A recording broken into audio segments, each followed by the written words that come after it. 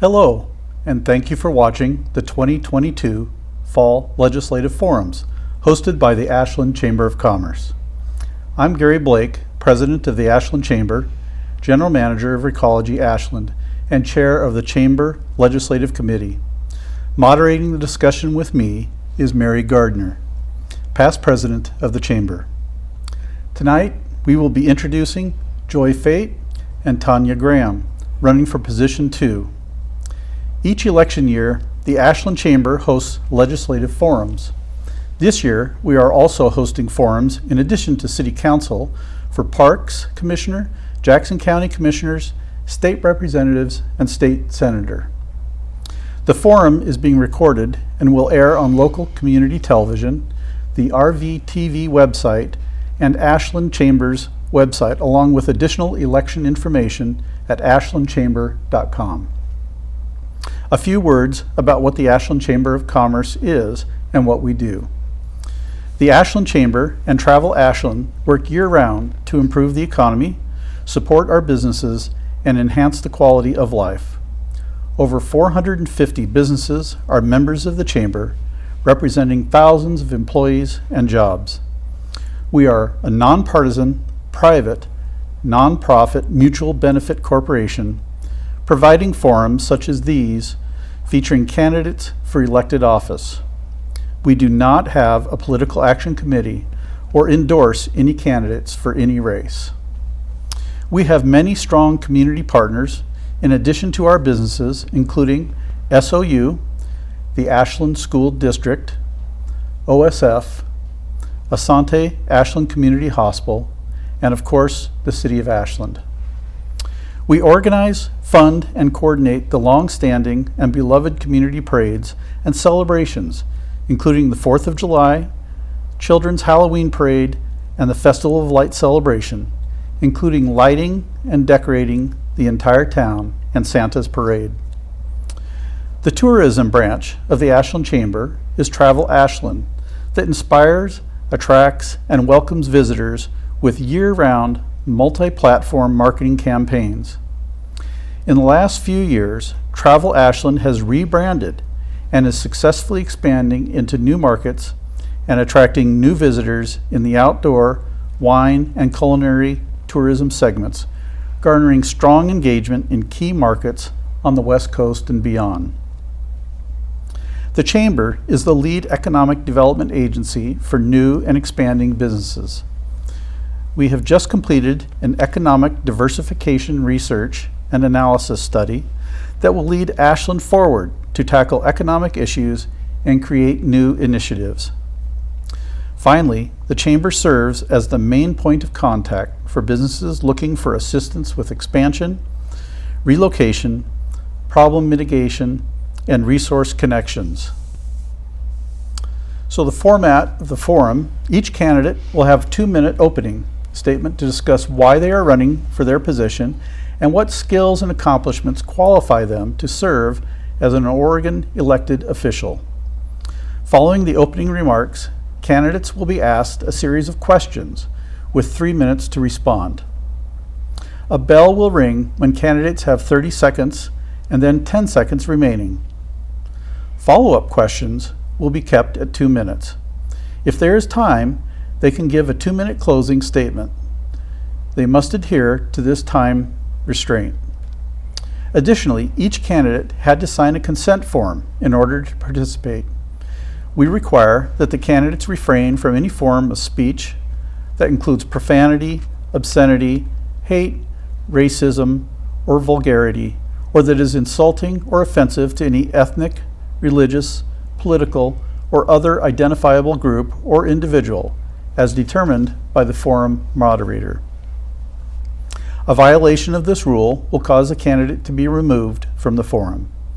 We expect and will insist on respectful behavior. This is a forum, not a debate between candidates. If time allows, we may have follow-up questions for the candidates, in which case candidates will have 2 minutes to respond, again using the bell system. So with that, Mary? Great, thank you, Gary. And I want to welcome both of you to the forum today.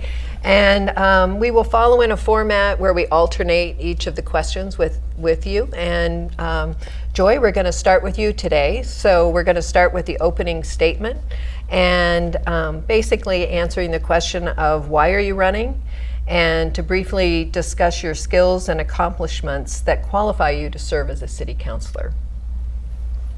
I'd like to first start out and thank you and thanking the Chamber and everyone watching for this opportunity. It's been an exciting few weeks, and I suspect the next month or two is going to be equally as exciting. So I want to thank you for asking me. I have lived in Ashland for 23 years, and I remember coming here sight unseen, and I drove down I-5, and I found it absolutely charming, and it's where I've called home.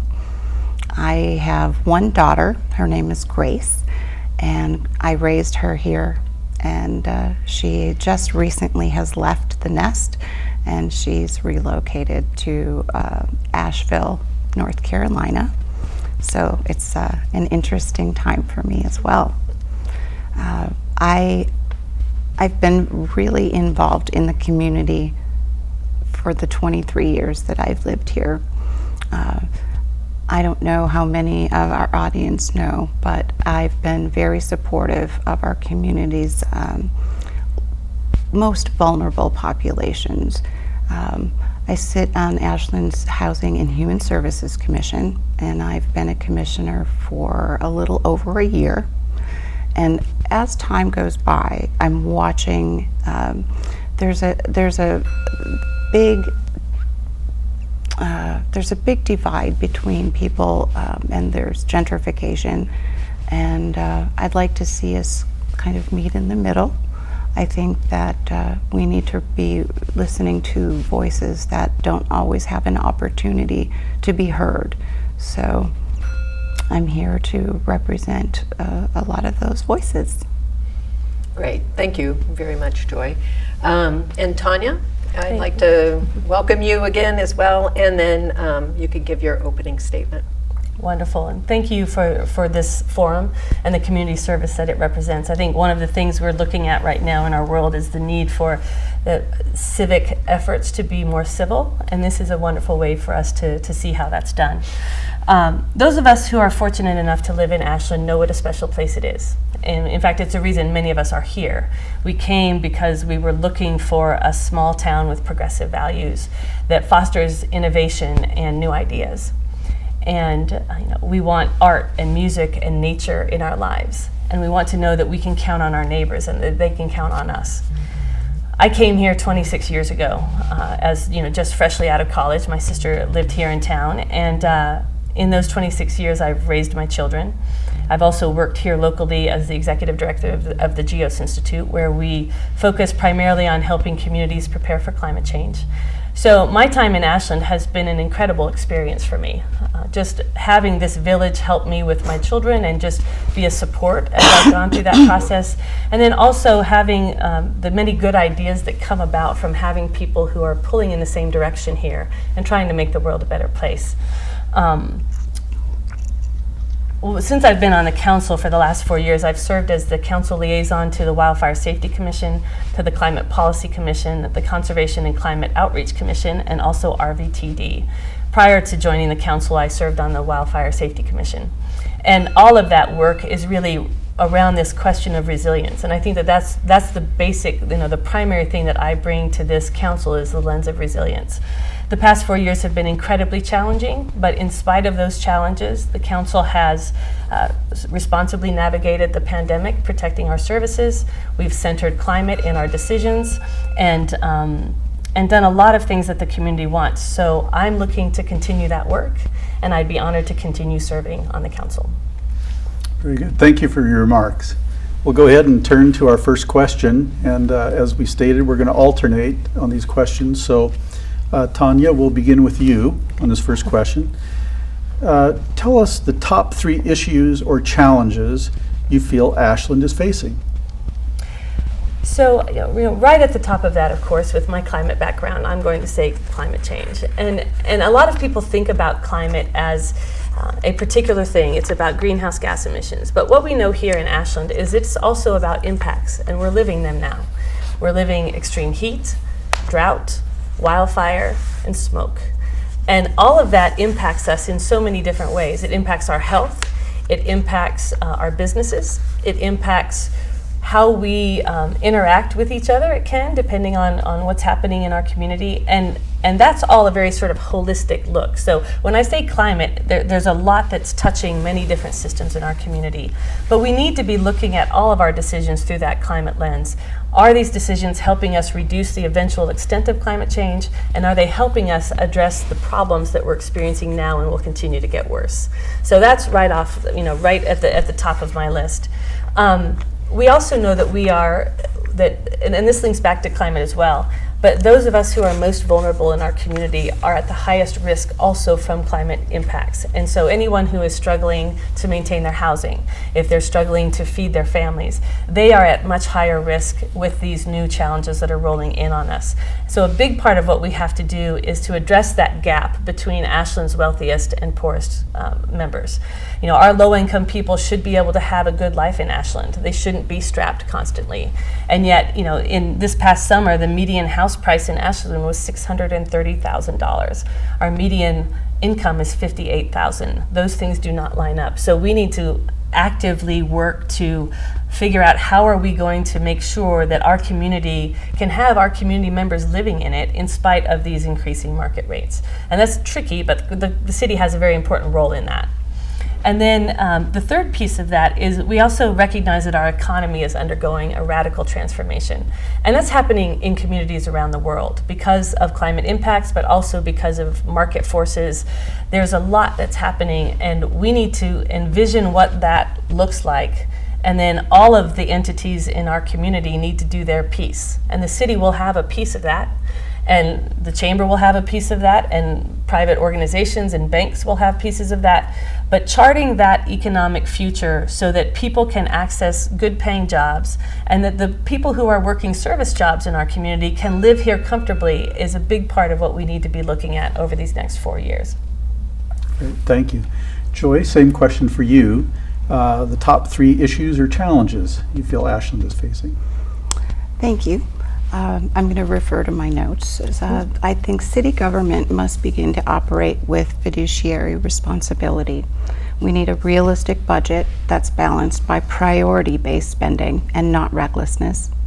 Years of overspending and a lack of prioritization has left Ashland with a significant structural deficit of $2 million, and Ashland will likely not receive another $4 million federal COVID relief bailout funding. When COVID hit, many Oregon cities were provided direct assistance to help our city government and to help our small businesses. And sadly, Ashland was the exception to that. So the next issue, I think, is affordable housing. Too many Ashland residents are currently spending far too much of their income on housing, and over 60% of residents in Ashland are what we call rent burdened, and that simply means that more than 50% of their income goes to pay a rent or a mortgage. Our housing is made more expensive by high property taxes that are maxed out, excessive system development charges, onerous regulations, high utility rates, and a serious lack of inventory. I support zone changes and reduced and not increased planning, SDC, and other fees, removing barriers to affordable housing development and allowing for more non-traditional housing, like the 3D concrete printed housing that has just gone up in Medford. And I think that wildfire risk is another significant challenge that Ashland is facing. The city needs to further protect Ashland from serious risks of wildfire. We all saw how 2 years ago the Alameda fire destroyed homes on the north end of our city, decimated talent in Phoenix. And it is important for the city to continue its efforts through Ashland Forest Resilience Project, which I do support, continually working to clear and thin our surrounding forests, their undergrowth, and ladder fuels. We need to also pay attention to their controlled burns, and while within the city, trimming shrubbery, tree growth in and on our power lines is just as important.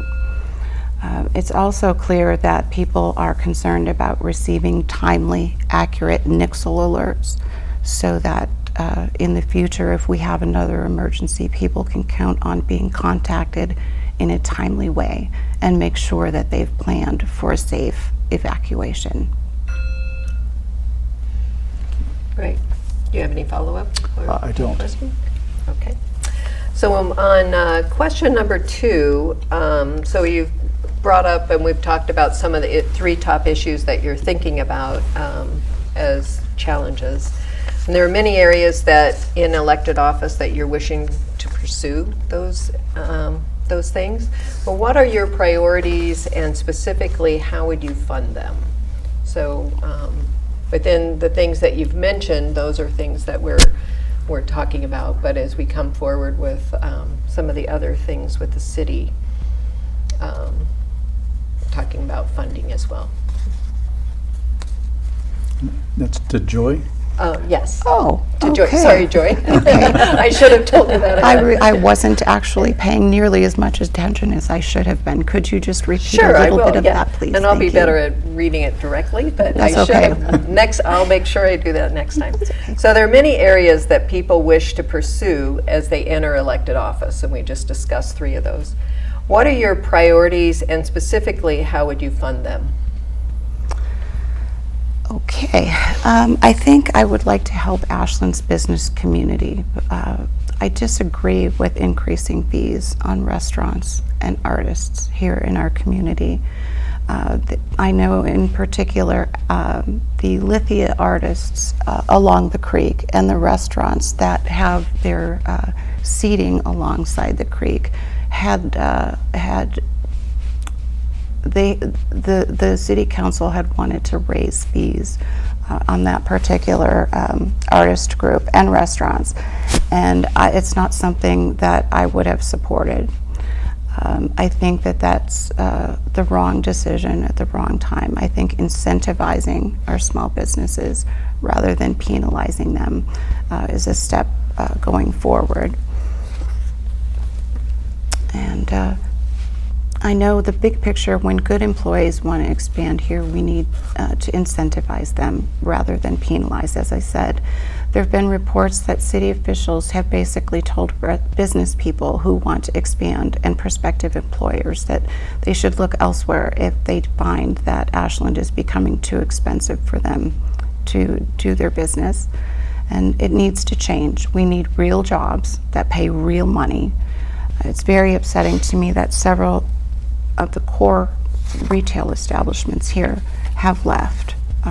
We have the retail stores like Nimbus, Earthly Goods, the outdoor store, the travel store. So it's changing the face of our downtown.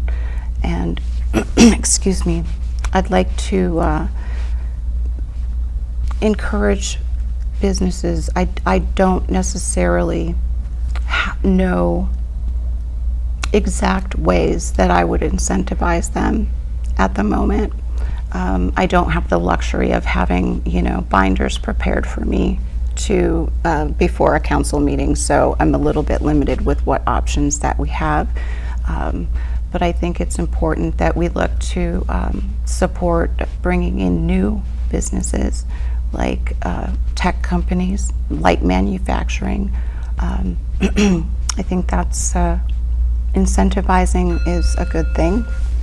A thriving downtown retail presence has been an important part of Ashland, and our tourists and local people are counting on our businesses to be there, and we need to be able to provide affordable ways for them to continue doing their businesses. Okay, and Tanya, so the same question to you. There's many areas people wish to pursue as they enter elected office. What are your priorities, and specifically, how would you fund them? Great. Well, I think one of the things that is a little bit confusing for people is the difference between our enterprise funds and our general fund. So enterprise funds are our utilities, AFN, those things that we pay for as ratepayers, and those are very separate. We don't, those are designed to make those systems continue to operate and to continue to provide that service. The more discretionary money is in our general fund, and essentially it pays for parks, police, fire, and planning. And that's really where the difficulties that we've had have been found. And it's not because people on the council or at the city can't keep themselves from spending. It's because we have very real structural pressures on our budget that increase year over year and make it difficult to continue to deliver those same services for the same amount of money. But inside that general fund is really where most of our flexibility is, if you would call it that. Now, our fire department is our number one expense in that department, and of course we're seeing what we need to do in terms of fire. We need more firefighters. We've had our fire chief come in front of the council a couple of times showing us the staffing structure and what it is we need. And if we don't address that at some point, we'll start to see it in our insurance rates and in the safety of our community. And so that's one of the things that I've been advocating for, is for us to find a way to properly resource our fire department. We're requesting grants for those additional 3 positions, and we're very good at getting grants. And so I'm hoping that will at least get them established and give us time to figure out the funding mechanism going forward. Wildfire, of course, is a big part of that. And we've received a $3 million FEMA grant to help the top 1,000 community members that have the highest risk homes reduce their risk. Because the work in the watershed is great, but in the right conditions, embers are going to fall on all of our houses, and those houses have to not catch fire to protect their neighbors. And so what we need to do is move alongside that FEMA grant and help everybody else. And of course, the funding is difficult, but one of the things that we need to investigate more is how might we work with local banking institutions to help people get to low income or low interest loans, potentially grants if they're low income people, to do the work that they need to do around their house.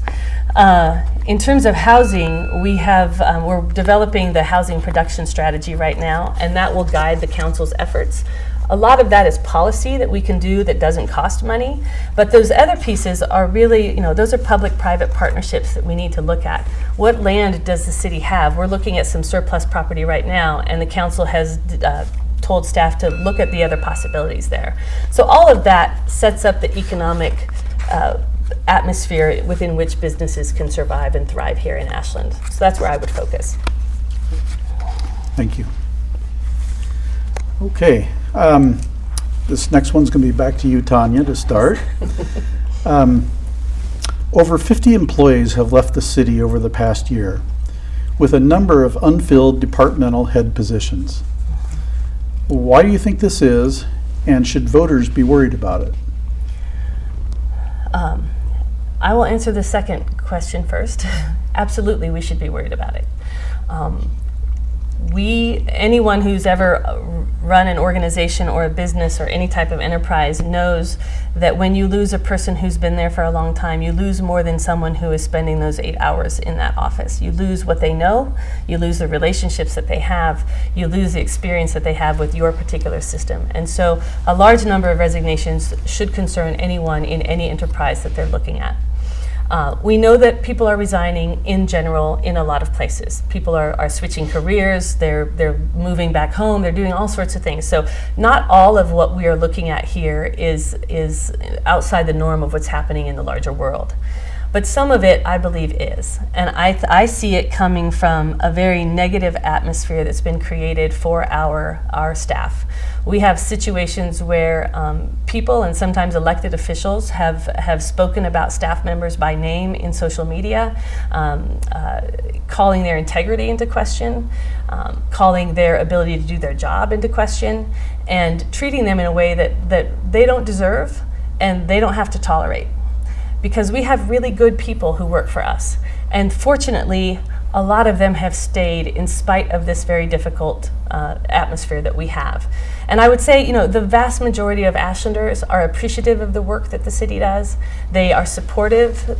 We love our firefighters. We have an excellent police force. Our parks, all of our people, really do a good job. But there is a small group of very loud people who are putting forward a very negative narrative about the city that they don't really back up with any real evidence.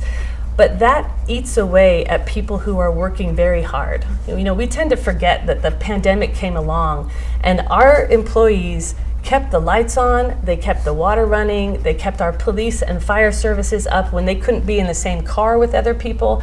It took an enormous amount of work, and we sailed through it because we have excellent people. And so we absolutely have a capacity problem right now that our staff is really working hard to solve. But we need to get back to the point where we've got employees in those positions and settled into those positions so that we can do the work. When we talk about all of these other things that we want to see happen, they don't happen if we don't have the staff to help us do it. It's that simple. Our other goals don't move forward if we've got an organizational chart that's shot full of holes. Great, thank you. Joy, same question for you. Over 50 employees have left the city over the past year with a number of unfilled department head positions. Why do you think this is, and should voters be worried about it? Well, I think it's a few-pronged issue. Excuse me. First of all, I'd like to disagree with Tanya. I don't see this negativity that she's talking about coming from other council members or our mayor with regard to staff. People choose to leave their positions for a whole host of reasons. It could be COVID, it could be they want to relocate somewhere else with their family, it could be that it's too expensive to live here. So I haven't had the benefit of talking directly with staff, so I don't want to assume what those reasons are, but I think it's fair to say that I don't think it has to do with some great resignation because they're being treated poorly or their work is being devalued. Our city staff works very hard, and they're competent people and they do a wonderful job. And if it weren't for some of the city staff, we wouldn't be able to have some of those services. So as Tanya said, they really pitched in and in some instances became more of an essential worker, putting themselves on the front line. But as to why they're leaving, it's an assumption for me. So I don't think that I can speak to that as much as I could. I don't have that information because I don't work as closely with them at all, rather than Tanya. So. Okay, thank you. So the last question that we have, we'll go to you first, Joy. How do you intend to work collaboratively with community partners such as the Chamber and Travel Ashland, if you were on council? I think tourism is very important. And if the question is, would I work closely with the Chamber? How would you do that? And not just the Chamber, but other community members. How do you see that role as a council person? I have seen some good work coming out of the Chamber. There's many organizations within Ashland that I've worked with. I've worked with Aura, which does they're called Options for Helping Residents of Ashland, and they're an integral part of our community as well. I think expanding our tourism and focusing perhaps on bringing in some light manufacturing, some high-tech companies is all important in growing Ashland. And working with the Chamber, I think it's important that we increase our revenue streams, bringing in more tourism. I think that could look like collaborating with the chamber on what kind of ideas and what kind of businesses we should be looking to bring to Ashland. There are also other partners you might think of. It's not just, we're not asking just about the chamber, but if you have others that you think of that you would work with as a council person. I think working with all of our businesses, including, we have an excellent trail system up above the hills of Ashland. And I think balancing that, that's above Lithia Park. They have incredible biking trails. Lithia Park is our jewel. So I think working to promote our park systems, to highlight our outdoor activities, the recreation, the outdoor recreation is magnificent, and bringing in more, shoring up our festival scene is also important, and perhaps expanding on the cultural excellence that Ashland is known for. So that might look like bringing in, for example, Portland Ballet, or other works that can be presented in conjunction with OSF. Yeah. Great. Thank you. Thank you. So Tanya, how do you intend to work collaboratively with community partners such as the Chamber and Travel Ashland? One of the interesting things about the city government is that when people want to see something change in their community, they often look to city government. And so we have the things that we're responsible for: fire, police, parks, in our case, several utilities, planning, that sort of thing. But those other goals that we have around economic development, around climate, around trail systems, or addressing the needs of our unhoused neighbors, those sorts of things. The way that we do our very best work is by partnering with the people who really understand those systems and those goals and are expert in those places. And then the city can do its particular role in helping to move that forward. And so we've done that. So for instance, we've been working in partnership for several years with ORA. I'm fortunate to serve on their advisory board, so I've got to see kind of how that interaction works. There are a number of places where our climate programs are working with local climate organizations. We also see those elements around the economy and economic development. And so the city, I was pleased to support the funding to allow the chamber to do the additional data collection after the pandemic hit, so that we could see who was coming, what had changed in our tourist demographic, and how might we build on that. And it's those kinds of opportunities that the city needs to be working alongside other people to spot and then to act on. So we did a business forum not too long ago, and that conversation highlighted for us the fact that a lot of business people, when they go to expand their business or they go to change something in it, they don't know the planning regulations, they don't know the building codes. They come down and they're not quite sure what to do, and they feel like they waste a lot of time trying to navigate a system that they're not expert in. And so that conversation resulted in the city council sort of moving some funding around to create a navigator position at the community development office. So now, once that position's filled, when somebody comes in and maybe they're a business owner and they're looking to do something that they need a permit for, they can get much more direct help. It's those kinds of things, having that relationship so that we know what's needed, and having those ongoing conversations so that when a need comes up that the city can take a role in filling, we know what it is and we can see how it fits into the overall scheme of our work. We do a number of partnerships in terms of our Emergency Operations Center, where I know our city is also looking to partner with SOU and some of the other local entities around social equity and racial justice. So we are much stronger when we work in partnership and when we have those multiple perspectives around the table to help us understand how we can be most effective as a city. Great, thank you. Well, we do have time for closing remarks, so we'll give each of you 2 minutes. And keeping in the same pattern we've done to this point, Tanya, we'll hear from you. Great. Ashland is an incredible place to live, and I feel very fortunate that I have been able to be here and raise my children. My youngest just graduated in June, so it's a little bit different world for me here in Ashland now, but it really is an amazing place, and the world is changing very rapidly. And what we see in many places is that change is scary.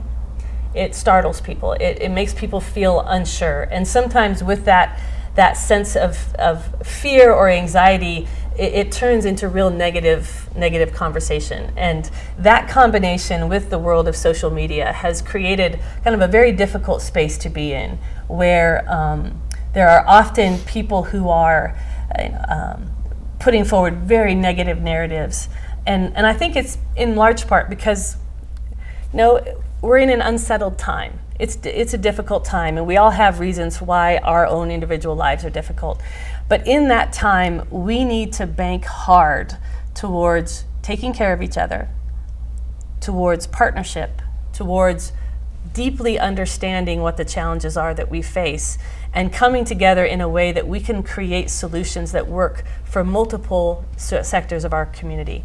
We also know that there are groups of people in this country that are still suffering from hundreds of years of unfair treatment, discrimination, lack of opportunity, and violence. And so in that space, we need to keep moving forward, righting some of those historical wrongs, and creating the Ashland of the future that we want. And the base of that is resilience. We have to be economically, socially, and environmentally resilient going forward. So I'm pleased, I'm proud of the work that I've done for the last 4 years, and I'm asking the people of Ashland to support me in continuing on the council. Thank you. Joy, your opportunity for a closing remark. I'd like to thank Sandra and Dina for arranging the discussion about these important Ashland City issues. This is all very new to me. Volunteering is what I have done in the community, and the last 10 years I have gone so far as to run an overnight homeless shelter, a low barrier homeless shelter, for 3 years. I ran it 24/7, 365 days a year, and I kept our homeless population off of our streets and away from camping in the park. That can be dangerous, like we just saw with the fire in Lithia Park, but 5 weeks ago, I think. So helping people in need, that is where I excel for sure. It's what I've done, and it really hasn't involved talking about myself or explaining in detail why I do things. In closing, I just want to point out that voters have a choice in deciding who to vote for in District 2, and it's not just between Tanya and me. It's about the direction of the city the next 4 years. We see things differently. For instance, Tanya consistently has voted for utility rate increases. I think our utility rates are too high and need to be reduced. Tanya has voted for imposing a 7% increase in fees on artists that display their goods and services, seating customers on Guanajuato Way, and I wouldn't have done that. She also was for certifying who is and who is not a news reporter that could come into council and report on matters. I think this is best left to the journalist. She was for supporting the city ordinance, police stop and identify, and I protested that. And we have other policy differences as well, and I'm fully committed to working with my colleagues on city council and the mayor to advance our agendas. All right. Thank you. Thank you both for participating in today's forum. I want to thank the RVTV crew, and I want to thank the audience who will be watching this and listening, and for careful, thoughtful consideration of who their voting choice will be this fall. Thank you. Thank you.